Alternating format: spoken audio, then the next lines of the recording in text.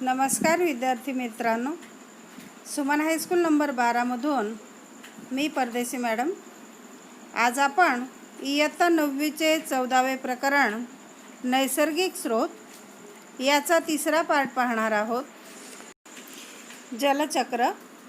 विद्यार्थी मित्रांनो, जलस्रोतांमधून पाण्याचे बाष्पीभवन झाल्यामुळे बाष्प हे वातावरणात जाते आणि हे बाष्प म्हणजेच पाण्याची वाफ ही थंड झाल्यानंतर पावसाच्या स्वरूपात पृथ्वीच्या सपाटीवर पडते आणि नद्यांद्वारा हे पाणी वाहून जाऊन समुद्रापर्यंत पोहोचते। यालाच जलचक्र असे म्हणतात। खरं पाहायला गेलं तर जलचक्र म्हणजे मृदावरण, वातावरण, जलावरण तसेच सजीव यांच्यामध्ये होणारे पाण्याचे चक्रीय वहनच आहे। सपाटीवरील पाणी हे सूर्याच्या उष्णतेमुळे बाष्पीभवन पावते आणि बाष्पात रूपांतरित होते। वनस्पतींद्वारा सुद्धा बाष्पोत्सर्जनाच्या क्रियेद्वारा आणि सजीवांमध्ये श्वसनाच्या क्रियेद्वारा पाणी वाफ स्वरूपात वातावरणात मुक्त करण्यात येते। या वाफेला वातावरणात उंच गेल्यानंतर थंडावा मिळतो आणि संघननाच्या क्रियेने त्या वाफेचे रूपांतरण पुन्हा पाण्यात होते आणि तेच पाणी पाऊस स्वरूपात पृथ्वीवरती पडते। पाऊस स्वरूपाने पडणारे पाणी त्यातील काही भाग हा जमिनीमध्ये शोषला जातो, ज्याला आपण भूमिय जल किंवा भूगर्भीय जल असे म्हणतो। काही भाग हा झऱ्यांद्वारा सपाटीवर येतो। पावसामुळे पडणाऱ्या पाण्यातील बाकीचा भाग हा जलाशय, नदी, विहीर इत्यादीमध्ये येतो। आपण रोजच्या जीवनासाठी या पाण्याचा उपयोग करत असतो। तसेच वनस्पती मुळांद्वारा भूमीमध्ये असलेल्या जलाचे शोषण केले जाते। अन्य सजीव, जीवजंतू, स्थळज प्राणी हे विविध क्रियांसाठी पाण्याचा उपयोग करतात। पाणी अशा वेगवेगळ्या प्रकारे आपल्याला उपयोगात येत असते। अशा सर्व पदार्थात उपयोगात घेतले गेलेले पाणी हे ज्यावेळी पसार होऊन जमिनीवरून एका ठिकाणाहून दुसऱ्या ठिकाणी जाते, अशा प्रकारे वाहत असताना या पाण्यामध्ये जमिनीत असणारे अनेक खनिज क्षार हे द्राव्य होतात, म्हणजेच विरघळतात। अशा रीतीने नदीतून वाहणाऱ्या पाण्यामध्ये विविध पोषक द्रव्य मिसळत जातात आणि असे पाणी समुद्रात गेले की समुद्री सजीवांद्वारा या प्रकारच्या खनिज द्रव्यांचा वापर केला जातो। पुन्हा समुद्र त्यात असलेल्या पाण्याचे बाष्पीभवन होते आणि अशा प्रकारे जलचक्र सतत फिरत राहते। नायट्रोजन चक्र ही आहे नायट्रोजन चक्राची आकृती। आपल्या निवसन तंत्रात पाहायला मिळणारे सर्वात महत्त्वाचे पोषक चक्र हे नायट्रोजन चक्र आहे। त्याची माहिती पाहूया। नायट्रोजन चक्र। विद्यार्थी मित्रांनो, आपल्या वातावरणात नायट्रोजन वायूचे प्रमाण 78% आहे, हे तुम्हाला माहीतच आहे। नायट्रोजन हा सर्व प्रकारच्या सजीवांसाठी आवश्यक असे पोषक तत्व आहे। सजीवांमध्ये प्रोटीनच्या रचनेमध्ये असणारे अमिनो ॲसिड तसेच न्यूक्लिक ॲसिड, RNA आणि DNA यासारख्या जटिल कार्बनिक अणूंच्या निर्माणासाठी नायट्रोजन हे पोषक तत्व खूप महत्त्वाचे असते। जैविकरित्या महत्त्वाची संयोजने जसे अल्कलॉइड आणि युरिया यांच्याही रचनेमध्ये नायट्रोजन वायूचा उपयोग असतो। या ठिकाणी सर्वच सजीवांद्वारा वातावरणात असलेला नायट्रोजन वायू हा प्रत्यक्ष उपयोगात घेता येत नाही, म्हणजेच ते नायट्रोजन स्वरूपात त्याला घेऊ शकत नाही। परंतु निष्क्रिय नायट्रोजन परमाणू नायट्रेट आणि नायट्राइट म्हणजे NO2 आणि NO3 या स्वरूपात वनस्पती नायट्रोजनला स्वीकारू शकतात. सामान्यपणे नायट्रोजनला नायट्रेट आणि नायट्राइटमध्ये रूपांतरित करणे यालाच नायट्रोजनचे स्थापन करणे किंवा नायट्रोजनचे स्थिरीकरण करणे असे म्हणतात. हे स्थिरीकरण करण्यासाठी बॅक्टेरिया हे शिंबी कुळाच्या वनस्पतीच्या मुळावर असणाऱ्या विशिष्ट संरचना मूळ कंठिका यामध्ये असतात. शिंबी कुळाच्या वनस्पतींचा अर्थ होतो ज्या वनस्पतींना शेंगा येतात त्या वनस्पती. या बॅक्टेरियाद्वारा नायट्रोजनचे स्थापन होते. वीज चमकताना सुद्धा उच्च तापमान आणि दाबामुळे नायट्रोजन ऑक्साईडमध्ये रूपांतरण केले जाते. नायट्रोजनयुक्त संयोजने ही सजीवांद्वारा वापरल्यानंतर वनस्पती किंवा प्राणी मेल्यानंतर त्यांचे मृतदेह जमिनीत मिसळतात तेव्हा बॅक्टेरिया या नायट्रोजनयुक्त संयोजनांचे विघटन करून पुन्हा नायट्रोजन वातावरणात मुक्त करतात. अशा प्रकारे नायट्रोजन हा चक्र स्वरूपात वातावरणात असतो. यालाच नायट्रोजन चक्र असे म्हणतात. वातावरणात नायट्रोजनचे स्थापन करणाऱ्या बॅक्टेरियांना रायझोबियम बॅक्टेरिया असे म्हणतात. हे बॅक्टेरिया नायट्रोजनचे स्थिरीकरण किंवा स्थापन करत असतात. त्यानंतर वापरानंतरचा नायट्रोजनला संयोजनातून मुक्त करण्याचे काम हे डिनायट्रिफिकेशन करणारे बॅक्टेरिया करत असतात. या ठिकाणी स्युडोमोनास प्रकारचे बॅक्टेरिया या प्रकारचे विघटन करून नायट्रोजनला पुन्हा वातावरणात मुक्त करत असतात. अशा प्रकारे वातावरणातील नायट्रोजन हा स्वतःच्या मूलभूत स्वरूपातून भूमी आणि पाण्याच्या साध्या अणूंमध्ये विविध स्वरूपात रूपांतरित केला जातो. तो सजीवांमध्ये विविध कार्यांमध्ये वापरला जातो आणि शेवटी पुन्हा सामान्य स्वरूपात वातावरणात परत फिरतो. यालाच नायट्रोजन चक्र असे म्हणत असतात. कार्बन चक्र. पृथ्वीवर कार्बन खूपच विविध स्वरूपांमध्ये पाहायला मिळतो. हिरा आणि ग्रॅफाइट यामध्ये तो मूलभूत स्वरूपात बघायला मिळतो.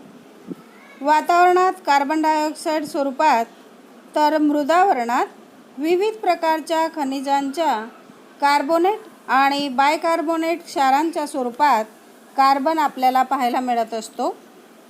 सजीवांमध्येही कार्बनचे खूपच महत्त्व आहे. सर्वच सजीवांच्या शरीरात कार्बनचे अणू हे कार्बोदित, प्रोटीन, चरबी, न्यूक्लिक ॲसिड आणि व्हिटॅमिन स्वरूपात अस्तित्वात असतात. विविध प्राण्यांचे बाह्यकंकाल आणि अंतकंकाल म्हणजेच शरीराच्या आतील हाडे ही कार्बोनेट क्षारांनी बनलेली असतात. वातावरणाच्या कार्बन डायऑक्साईडचा आपल्याला वेगवेगळ्या प्रकारे उपयोग होत असतो. क्लोरोफिल असणारे सर्वच वनस्पती हे सूर्यप्रकाशाच्या हजेरीत कार्बन डायऑक्साईडचा उपयोग करून प्रकाश संश्लेषण क्रियेद्वारा त्यांचे अन्न म्हणजेच ग्लुकोजचे निर्माण करतात. या ग्लुकोजचे अणू अन्य पदार्थांमध्ये रूपांतरित पावतात किंवा सजीवांमध्ये महत्त्वाच्या अन्य अणूंचे संश्लेषण करण्यासाठीची ऊर्जा देतात. वातावरणात कार्बन डायऑक्साईडची वाढ ही कशा प्रकारे होते हे पाहू. जिवंत सजीवांमध्ये ऊर्जा मिळवण्यासाठी श्वसन प्रक्रियेदरम्यान ग्लुकोजचा उपयोग केला जातो. श्वसनाच्या क्रियेत ऑक्सिजनचा उपयोग करून किंवा केल्याशिवाय ग्लुकोजमधून कार्बन डायऑक्साईड मुक्त केला जातो आणि या कार्बन डायऑक्साईडला वातावरणात मुक्त केले जाते. दहनाच्या क्रियेदरम्यान उष्मा मिळवण्यासाठी वेगवेगळ्या प्रकारच्या इंधनांचे ज्वलन केले जाते त्या दरम्यानसुद्धा कार्बन डायऑक्साईड मुक्त होत असतो. परिवहनासाठी आणि उद्योगांमधील इंधनाच्या उपयोगाच्या वेळी निर्माण होणारा कार्बन डायऑक्साईड हा वातावरणामध्ये मिसळला जातो. औद्योगिक क्रांती आणि मोठ्या प्रमाणावर अश्मी इंधनाच्या उपयोगामुळे कार्बन डायऑक्साईडची टक्केवारी ही खूपच जास्त प्रमाणात वाढली आहे. अशा प्रकारे कार्बन हा विविध भौतिक आणि जैविक क्रियांद्वारा वातावरणामध्ये पुनःचक्रीकरण पावतो. यालाच कार्बन चक्र असे म्हणतात. पुढे आहे ऑक्सिजन चक्र. या ठिकाणी ऑक्सिजन चक्राची आकृती दर्शवलेली आहे. सजीव आणि निर्जीव घटकांमध्ये होणारे ऑक्सिजनचे चक्रीकरणाची क्रिया तिलाच ऑक्सिजन चक्र असे म्हणत असतात. हा ऑक्सिजन हा विविध क्रियांद्वारा किंवा विविध घटकाद्वारा कशा प्रकारे चक्रीकरण पावतो हे या आकृतीत आपल्याला स्पष्टपणे पाहायला मिळते. ऑक्सिजनच्या उपयोगाचे किंवा ऑक्सिजनच्या उपयोगाने होणाऱ्या क्रिया यात पाहूया की वातावरणात ऑक्सिजन हा दहन, श्वसन आणि नायट्रोजन ऑक्साईड याच्या निर्माणामध्ये वापरला जातो. आपल्याला माहीत आहे की ऑक्सिजनशिवाय कोणत्याही पदार्थाचे ज्वलन शक्य नाही, म्हणजे दहनाच्या क्रियेसाठी वापरला जातो. त्यानंतर जारक किंवा सानील श्वसन करणारे सजीव हे ऑक्सिजनचा वापर करून श्वसन करत असतात. तसेच विविध ऑक्साईडच्या निर्माणामध्ये ऑक्सिजनचा उपयोग केला जात असतो. त्यानंतर अनेक बॅक्टेरिया असतात जे ऑक्सिजनशिवायही श्वसन करत असतात. आता ऑक्सिजन मुक्त करणाऱ्या क्रिया पाहू की हरितद्रव्य असणारे सजीव म्हणजेच हिरव्या वनस्पती या प्रकाश संश्लेषण प्रक्रियेद्वारा कार्बन डायऑक्साईडचा वापर करून ग्लुकोज निर्माण करतात आणि या प्रक्रियेदरम्यान ते ऑक्सिजन वायू मुक्त करत असतात, जो वातावरणामध्ये मुक्त केला जातो. अशा प्रकारे ऑक्सिजन हा विविध घटकातून वातावरणात आणि वातावरणातून विविध सजीवांमध्ये अशा प्रकारे जे चक्रीकरण फिरत असतो यालाच आपण ऑक्सिजन चक्र असे म्हणतो. पुढील मुद्दा आहे ओझोन स्तर. विद्यार्थी मित्रांनो, आपल्याला माहीतच आहे की वातावरणामध्ये असणारा तत्वीय ऑक्सिजन हा सामान्यरित्या O2 स्वरूपात म्हणजेच द्विपरमाणवीय स्वरूपामध्ये बघायला मिळतो. परंतु वातावरणाच्या वरच्या भागात 3 ऑक्सिजन परमाणू असणारा परमाणू आपल्याला बघायला मिळतो. त्यालाच ओझोन अणू असे म्हणत असतात. ऑक्सिजनच्या द्विपरमाणवीय अणूशी विपरीत ओझोन हा विषारी वायू आहे, परंतु पृथ्वीच्या सपाटीपासून तो दूर आहे आणि हा ओझोनचा स्तर सूर्यातून येणारे हानिकारक विकिरण, ज्यांना अल्ट्राव्हायलेट किंवा अतिनील किरण असे म्हणतात, ह्यांना शोषून घेऊन पृथ्वीच्या सपाटीवर पोहोचण्यापासून थांबवतो. हे अल्ट्राव्हायलेट किरण जर डायरेक्ट पृथ्वीवर आले असते तर पृथ्वीवर असणाऱ्या सजीवांसाठी ते धोकादायक असू शकले असते. उदाहरणार्थ ओझोनमुळे विविध स्किनचे किंवा त्वचेचे कॅन्सर होऊ शकतात, डोळ्यांचे आजार येऊ शकतात. अशा प्रकारच्या सर्व परिणामांपासून ओझोन लेयर आपल्याला वाचवत असते आणि म्हणूनच ओझोनचा स्तर हा सजीवांसाठी लाभदायक आहे. पण या ओझोनच्या स्तराच्या लेयरमध्ये सध्या विघटन होत चाललेले दिसत आहे, जी एक गंभीर अशी वैश्विक समस्या आहे. मनुष्याद्वाराच बनलेली विविध संयोजने जसे CFC, ज्याला क्लोरोफ्लोरोकार्बन असे म्हणतात, हा वातावरणामध्ये स्थायी अवस्थेत असतो आणि हा ओझोन वायूचे विघटन करत असतो, ज्यामुळे ओझोनच्या स्तराला छिद्र पडण्यासारखी क्रिया होत असते. सध्या आपल्याला माहीतच आहे की अंटार्क्टिकाच्या वरच्या लेअरमध्ये ओझोनच्या स्तरामध्ये छिद्र पडण्यास सुरुवात झालेली आहे. ओझोन स्तराचे विघटन आणि ओझोनचा हळूहळू जो नाश होत आहे, या कारणाने पृथ्वीवरील सजीवांसाठी खूपच गंभीर परिणाम होतील आणि यासाठीच आपण अशा प्रकारची संयोजने कमीत कमी जर वापर केली तर ओझोन स्तराचे विघटन होण्याची जी समस्या आहे तिला आपण टाळू शकतो. या ठिकाणी हे प्रकरण संपलेले आहे. विद्यार्थी मित्रांनो, काही प्रश्न सांगते ज्याची उत्तरं तुम्हाला तुमच्या नोटबुकमध्ये लिहायची आहेत. पहिला प्रश्न,